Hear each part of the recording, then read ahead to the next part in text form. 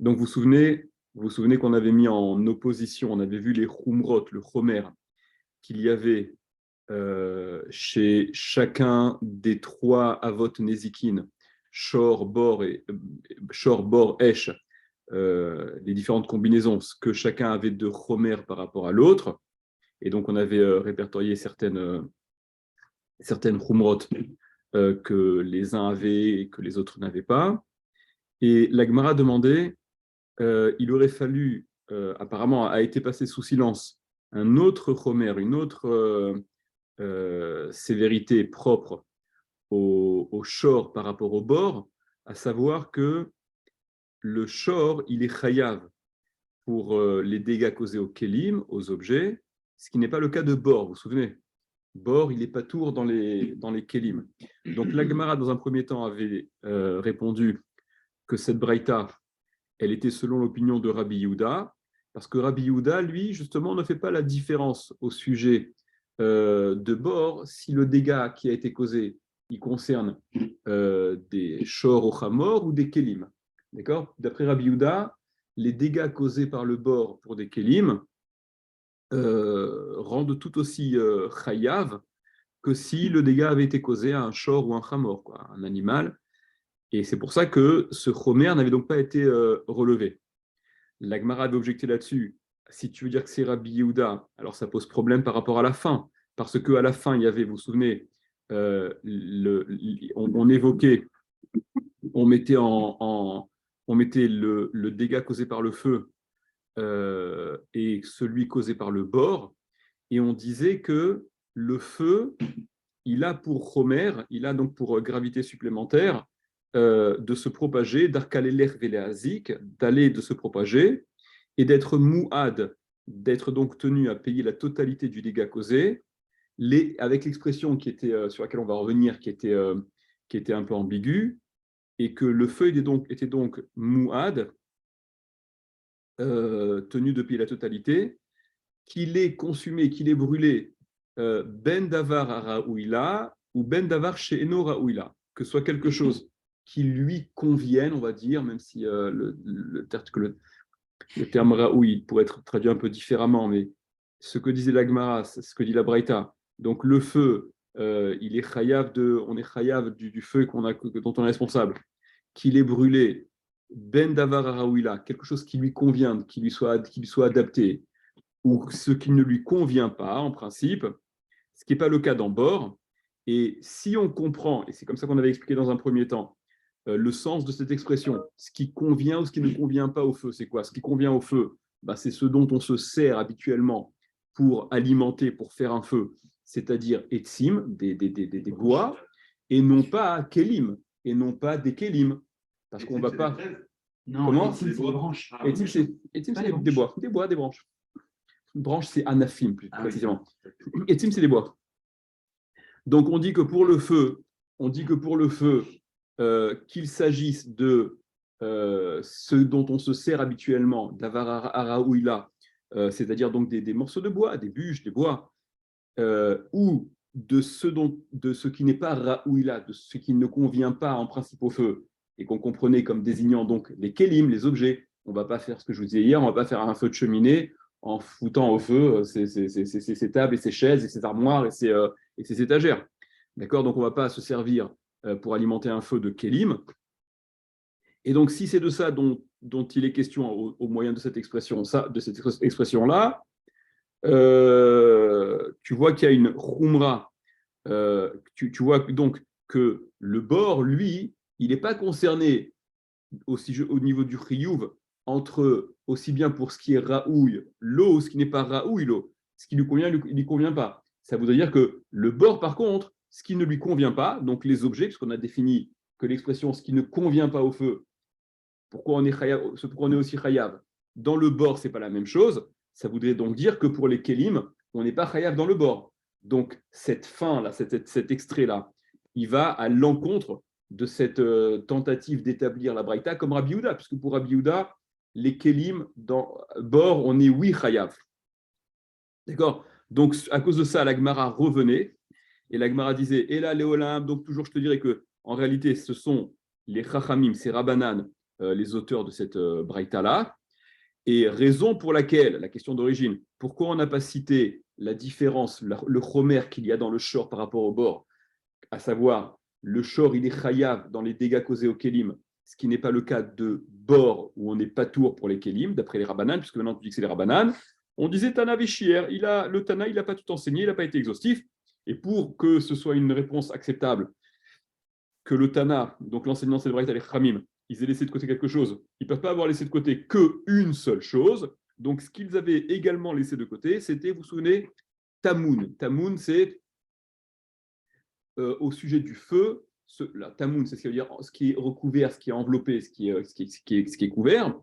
Pour le feu, on n'est pas tour, ok, alors que pour Shor, on est Chayav. Shor et bord, on est Chayav. Et donc, on avait vu le Rashi qui expliquait, voilà, d'accord, un taureau qui a donné des coups de pied, qui a fait des ruades dans un sac qui était rempli de kélim, il sera chayav, ou un chamor qui portait une charge de la récolte dans un sac et qui serait tombé dans le bord, etc. On avait parlé de ça aussi hier, vous reverrez ce qu'on a dit là-dessus hier. Continuons l'Agmara. Iba et Tema. Et si tu veux, je te dirai, on est à l'Agmara, on est vraiment au milieu de l'Agmara, quasiment, au milieu du Hamoud. Iba et Tema. Et si tu veux, je te dirai, c'est à la hauteur du Rashi, à peu près. Enfin, ça ne va pas vous aider. Vous avez Rashi en gras? Non, par rapport au Tosot, c'est 2, 4, 6, 8, 8, 9 lignes à partir. Voilà, Iba et Tema.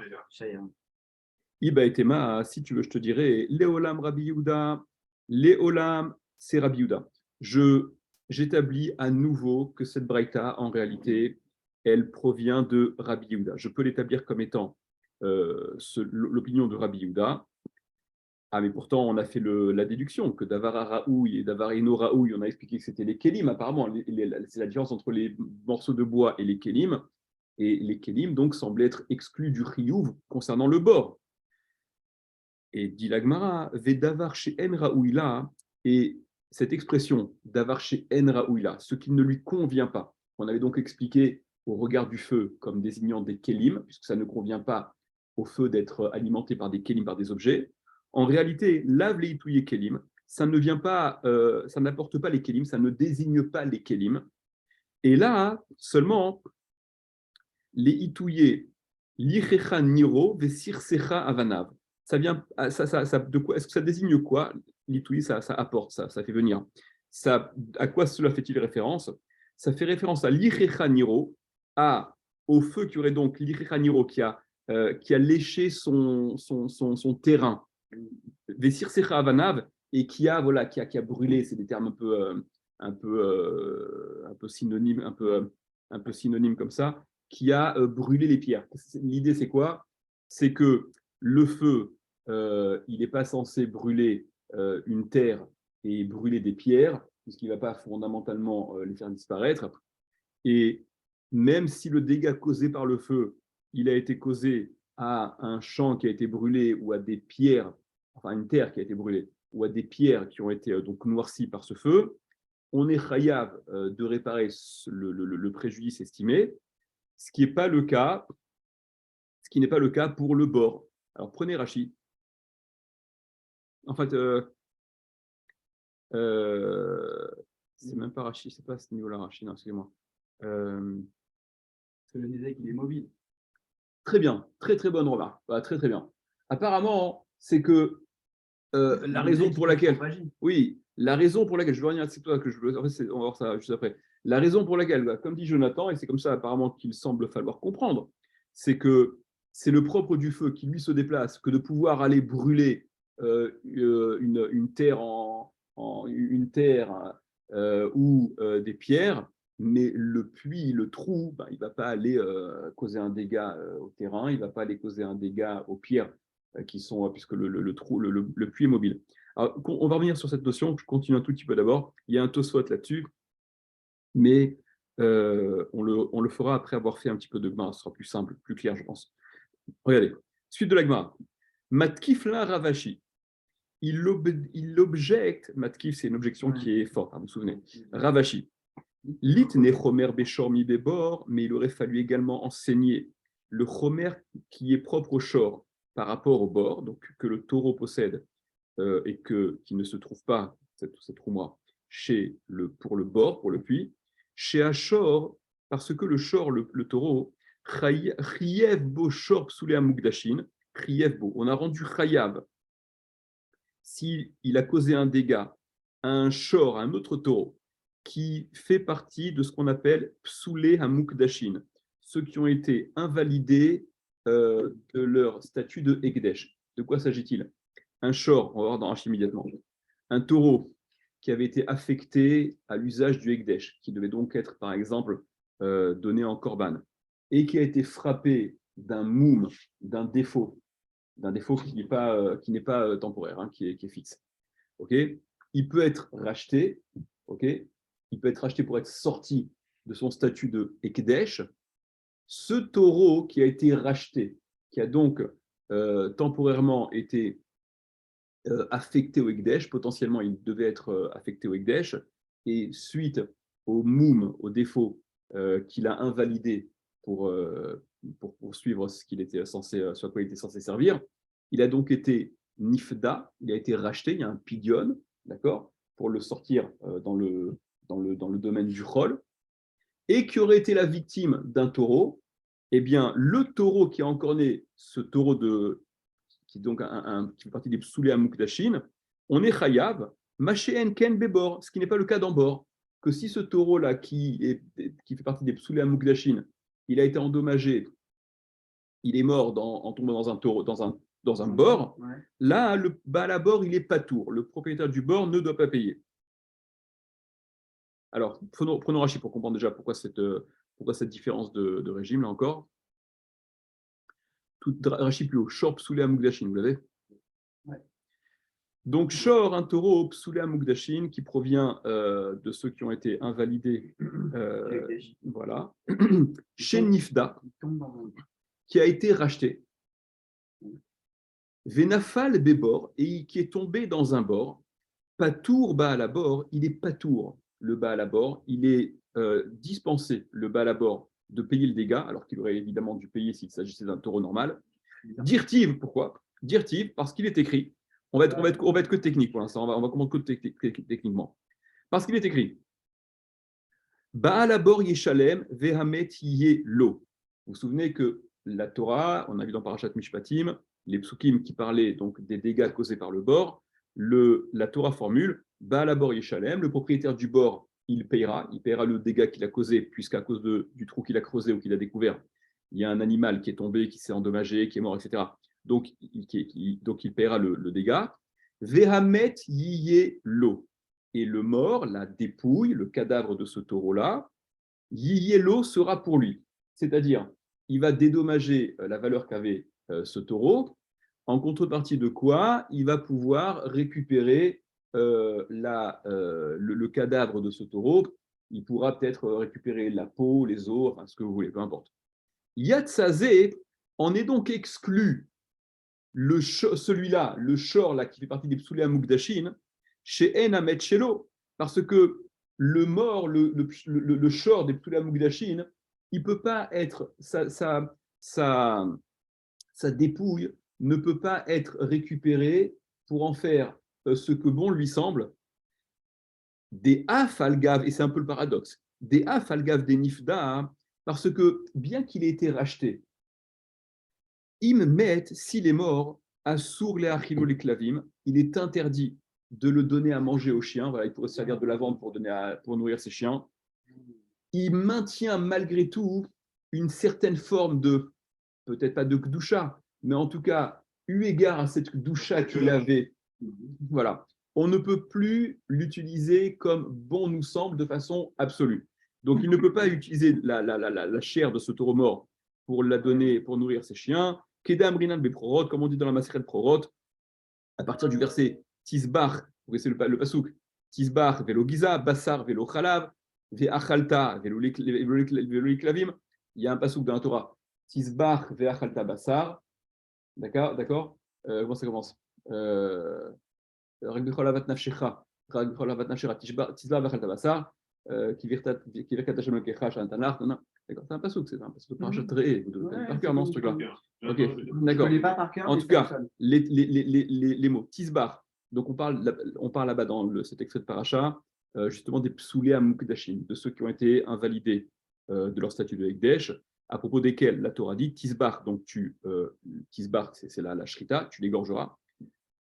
Vélo giza, ce qui vient exclure la tonte, tu peux l'égorger, donc le consommer, mais tu ne peux pas profiter de la tonte. Non, tu peux le Bassa. consommer que pour toi. Comment? Tu peux le consommer que pour toi, du coup. Non, ça s'adresse à tout individu, quoi. D'accord. D'accord? Donc, le passouk tisbar ve'achalta bassar. Tisbar, tu l'égorgeras, ve'achalta bassar, et tu mangeras sa chair. Donc, tisbar, tu l'égorgeras. Vélo giza, mais tu ne peux pas le tondre. Tu ne peux pas profiter de la tonte. Bassar, la viande. Vélo chalav, et non pas le lait, tu ne peux pas profiter de son. Ve'achalta, et tu mangeras. Vélo liklavim, et non pas pour les chiens. Je ne sais plus si vélo chalav ou vélo chalav, je ne me rappelle plus. Bon, je verrai ça après.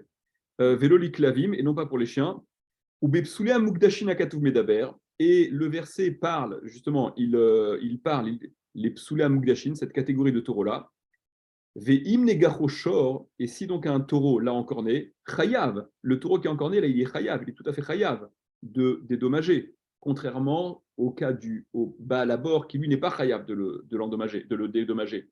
Il n'est pas chayav de le dédommager parce que la Torah, elle fait dépendre cette obligation de dédommagement au fait que Vehamet yelo, et le mort sera pour lui. Mais là, le mort n'est pas pour lui, c'est-à-dire le cadavre du taureau n'est pas pour lui, puisqu'il ne peut pas en profiter de façon. Donc ça ne s'appelle pas qu'il est pour lui. Alors que si c'était son taureau qui avait un taureau normal, qui avait encorné ce taureau-là, le Baal Hashor, donc le Mazik, il aurait été capable de payer. Deha active, parce que c'est écrit Shor Reu, la fameuse expression qu'on a vue et revue, Ki yigar Shor Ish et Shor Reu, lorsque le taureau d'un homme, il encorne et Shor Reu, le Shor de son prochain.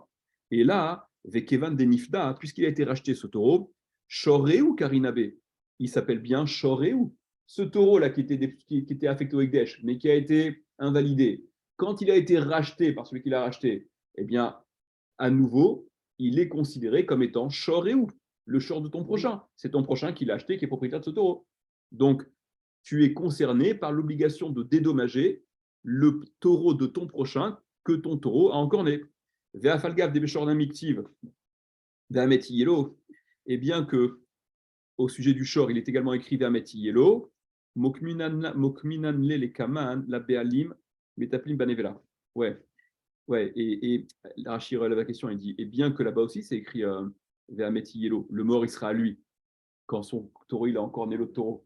Alors, le mort, il est toujours pas, il n'est pas à lui. De la même façon que le propriétaire du trou, il ne bénéficie pas de la dépouille de ce taureau-là. Pourquoi en bénéficierait-il le propriétaire du taureau qui a encorné? Puisque la Torah, elle emploie la même expression. Le mort sera à lui. Mokminane les kamana, ça on l'établit là-bas, hein. On l'explique différemment là-bas, on verra, ce sera derrière la moudbette. La béalim et taplim banevela. On va expliquer qu'en fait, c'est au propriétaire Metapim Banevela, hein, de s'occuper de la Nevela. On verra cette histoire de à qui charge de la Nevela, de la dépouille, à qui cela incombe. Quoi qu'il en soit, il y a donc cette différence. Il y a un chomer concernant le shor par rapport au bord, concernant le dégât qui a été causé, à un shor qui est un des psoulé mukdashin. Donc, revenez dans la Gemara. Donc, c'est le Matkif la Ravashi. Relisons ça rapidement. Matkif la Ravashi, il a donc objecté Ravashi. Lit ne chomer beshormi bebor. Il aurait fallu également enseigner le chomer du taureau par rapport au bord, chez Achor, parce que le taureau, Chiyev bo psoulé amukdashin, on a rendu Chayav les psoulé amukdashin, maché enken bebor, ce qui n'est pas le cas dans bord, que dans un cas où dans le bord est tombé ce taureau en question là, eh bien, le bord, il n'est pas tour. Amart Vishlamar Rabanan, ça va bien si tu dis que c'est les Rabanan, si tu dis que la Braïta, elle est selon les Rabanan, Aïde des Shierach, Shier Namihach, puisque les Rabanan, ils n'ont pas été exhaustifs dans ce qu'ils ont cité. Alors, on accepte qu'ils aient également laissé de côté ce cas-là, cette Khumra-là. Ouais, traduire quoi, à partir de quoi? Ah ouais, pardon. Haïdé, puisque des chier har, qu'ils ont laissé celui-là, cela. Chier namihar, ils ont aussi laissé celui-là. Puisqu'ils ont laissé de côté certains cas, quels cas ont-ils laissé les Rabbanan? On a expliqué quoi? On a expliqué que les Rabbanan, ils avaient laissé de côté Kélim pour le bord et Tamoun, ce qui est enveloppé pour le feu. Vous vous rappelez? Donc, ils ont pu enseigner certains cas sans avoir voulu être tout à fait exhaustif. Et par conséquent, ils auraient aussi laissé de côté ce cas-là, des psoulé mukdashin. Et là, mais Iyamar, si tu veux établir que la Braïta, elle est selon, exactement, c'est Rabbi Yehuda, Maïchier, Dehaïchier, qu'a-t-il laissé pour qu'on dise qu'il ait laissé ce cas-là, puisqu'on refuse d'envisager, d'accord, qu'une liste, elle est exhaustive à l'exception d'un seul cas. Ça n'existe pas. Tu ne vas pas faire une liste en laissant un seul cas de côté. D'accord? Donc qu'aurait-il? Voilà, donc c'est ce qu'on refuse. Donc ce qu'on refuse. Donc qu'a-t-il laissé par ailleurs pour qu'on puisse dire qu'il a aussi laissé ça, ce cas de Psoula Mukdashin? Dit l'Agmara, Shier Dash Beniro. Eh bien, on dit, il a laissé Dash Beniro. Il a laissé de côté le cas de Dash Beniro. Alors, Dash, c'est quoi Dash? Dash, c'est la mélacha de battre le blé, presque. Battre le blé, quand le shor, il piétine. Quand on fait battre. C'est vrai. On va être le ulpan, le ulpan. D'accord? Dash. Dash, c'est lorsque les bœufs, là, les animaux, vont piétiner sur la récolte. D'accord? Volontairement. Alors là, on parle de quelque chose de volontaire. On parle du cas, parce que vous vous rappelez que le dégât causé par le shor, depuis le début, comme Tosfot le disait là, déjà à Moudbet, tête à Moudbet et Rachi en haut, on parle du dégât causé par Keren, d'accord, avec une kavana léazik. Donc on dirait que Dash, quand il piétine le taureau, Beniro, le champ de la terre, ça aussi, ça n'a pas été évoqué comme une khumra du shor par rapport au bord. Vous ne pouvez pas suivre, vous ne pouvez pas suivre, je dis, mais c'est comme vous voulez. Si il piétine, donc avec une volonté d'abîmer, ça aussi, c'est un chomer, un cas de khumra spécifique au shor qui ne se retrouve pas chez le bord, dans le puits. Soit quoi la Gemara dit, Imishum Dash Beniro, si c'est à cause de ça, si tu veux considérer le Dash Beniro, donc cette action-là qui serait considérée comme un chomer supplémentaire, qui aurait donc été laissé de côté, qui n'a pas été évoqué par Rabbi Yehuda, de sorte à pouvoir dire que Rabbi Yehuda, voilà, la Braïta, elle va comme lui, et il aurait laissé de côté, et ce cas de Dash Beniro, le short qui piétine volontairement pour abîmer un terrain, et le cas de Psoulé Mukdashin, qui n'a pas été donc évoqué comme un chomer du shor par rapport au bord, la Gemara dit, ce Dash Beniro, Lav Shiurahu, ça ne peut pas être considéré comme quelque chose qui a été laissé de côté, oublié. Dehatana Sheken Darkole Lerveleazik, parce qu'on a enseigné dans la Braïta, concernant le shor, Sheken Darko Lerveleazik, qu'il a pour habitude d'aller et de causer un dégât, et donc est inclus dans cette expression-là de se déplacer et de causer un dégât, le taureau qui va piétiner en se déplaçant et qui va causer un dégât. Donc c'est pas quelque chose qui a été laissé de côté. Au contraire, ça n'est pas quelque chose que chier. Et par conséquent, on ne peut pas expliquer que la Braïta, elle est de Rabbi Yehuda, qui n'aurait laissé de côté que le cas de Psoulé Mukdashin. Prenons Rashi, on va revenir un petit peu sur cette partie de Gemara où il y a des choses qu'il faut comprendre un petit peu mieux. Alors, regardez. Reprenons Rashi là. Il y a Rashi au milieu de la page, un peu plus bas que le milieu de la page. La suite. Ouais. Il y a Marc Bishlama Rabanan, Aïdé Deshier, ça va bien si tu dis que c'est les Rabanan, la Braïta. Aïdé Deshier, puisqu'ils ont laissé de côté Tamoun Vekelim, comme on l'a dit. D'accord, ils ont laissé de côté la Khumra qu'il y a dans Shor par rapport au bord au sujet de Tamoun, vous vous rappelez, dans la Khumra qu'il y a dans Shor et bord par rapport à Esh au sujet de Tamoun, de ce qui est recouvert, que le feu, il est patour sur le Tamoun, alors que Shor et bord ne sont pas, ils sont chayav, d'accord, Vekelim, et qu'ils ont également laissé donc de côté la Khumra qu'il y a au sujet de Kelim pour le Shor par rapport au bord, d'accord. Shier Namihai, il a laissé de côté aussi ça. Il a aussi laissé de côté, les Rabbanan, ils ont aussi laissé de côté le cas de Psoulé Mugdashin, du Shor, qui a été racheté. Et là, il y a Mat Rabbi Yehuda, hein, mais si tu dis que c'est Rabbi Yehuda, hein, le maître de cette braïta, hein, Ve'en kan shiur, et il n'y a pas ici quoi que ce soit qui ait été laissé de côté, pour qu'on puisse dire il a aussi laissé ça de côté.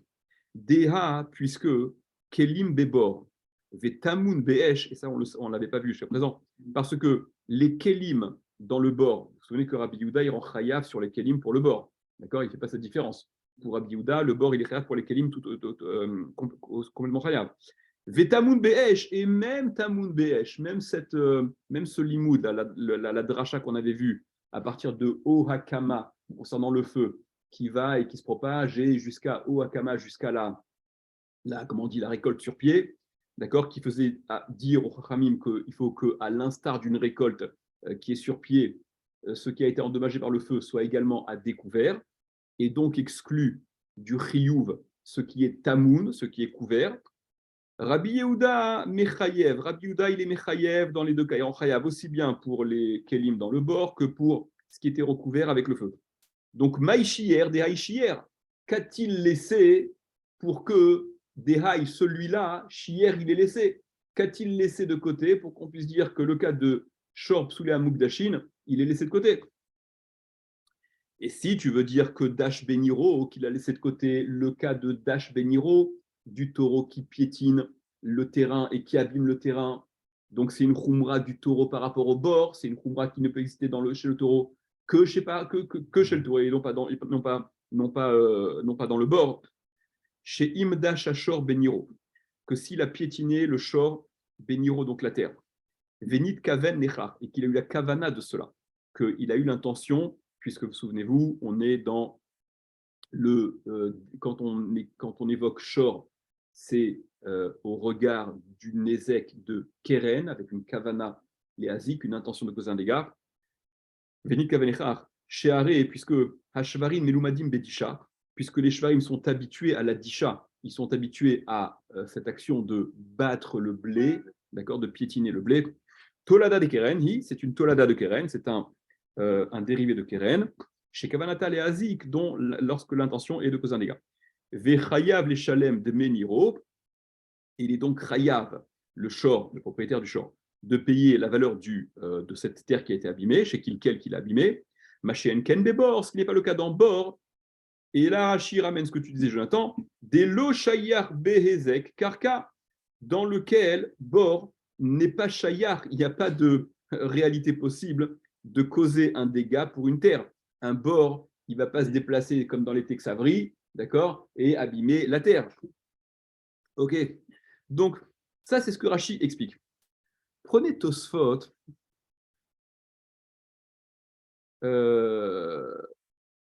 Attendez, en fait, il y a plusieurs Tosfot que je comprends. Prenez le Tosfot Lichecha Niro Vesirsecha Avanab. Regardez, on avait dit un peu plus haut, et je suis passé un peu rapidement là-dessus. Dans l'Agmara un peu plus haut, on avait dit, vous vous souvenez, je vous ai dit, on va revenir là-dessus, que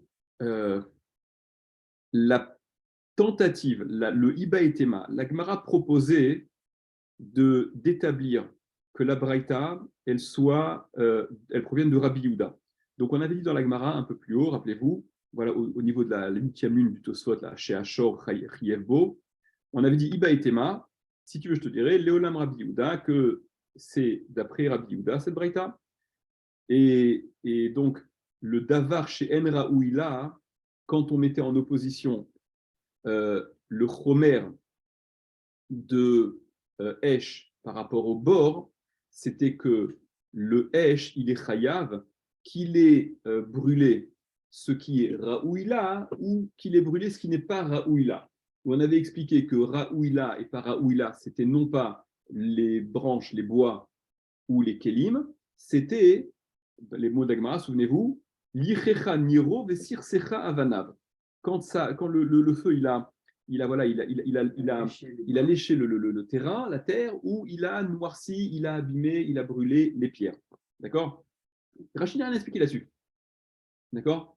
Mais nous, comment on l'a expliqué? Comme tu as dit toi. Ben, ça se propage. D'accord? Donc le feu, il peut se propager, il peut abîmer, ce qui n'est pas le cas dans le bord. D'accord? Le bord ne va pas aller monter, va se déplacer lui-même et aller abîmer le truc. Regardez, tout saute.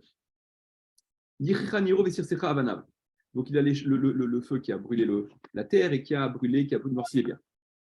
Gabé Dash Beniro, au sujet de Dash Beniro, ce qu'on vient de voir maintenant, le taureau qui a piétiné le terrain, donc avec une kavana léazik, une volonté d'abîmer, et qu'on a envisagé comme étant une khumra qui aurait été laissée de côté, de short par rapport à bord.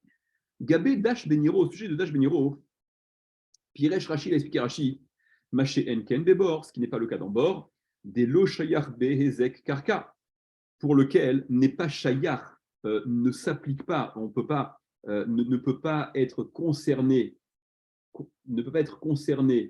le bord n'est pas concerné par un dégât qu'il aurait causé au terrain.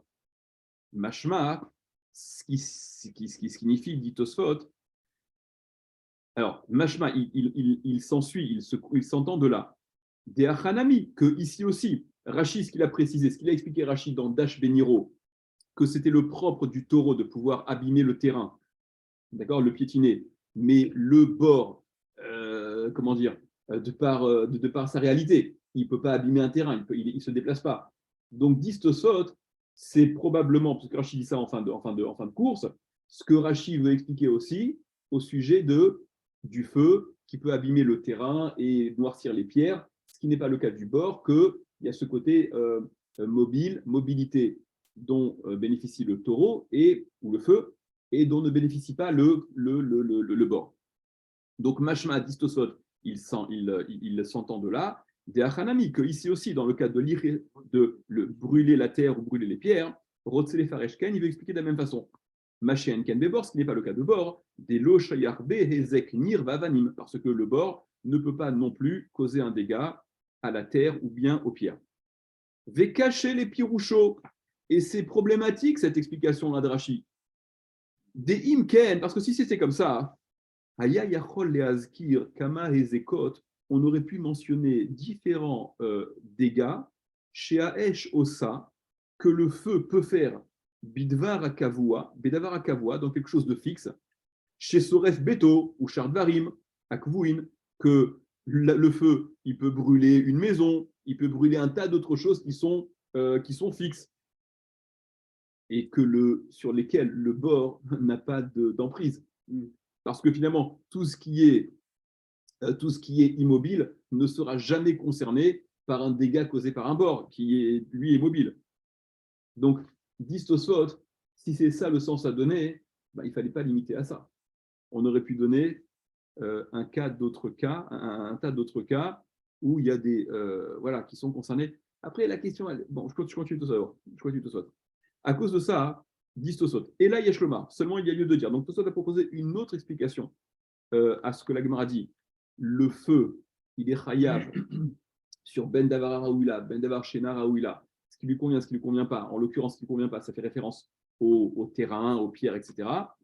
Et là, il y a Shoma, il y a le dire. L'Irechaniro de chayav, afalpi chez En Regilut, chez Tazik Esh, Nir va Avanim Klal, c'est que dans ce cas du feu qui a brûlé le terrain, des chayav, pour lequel on est chayav, afalpi, bien que chez En Regilut, que ce ne soit pas habituel, chez Tazik Esh, que le feu endommage, Nir va Avanim Klal, c'est absolument inhabituel.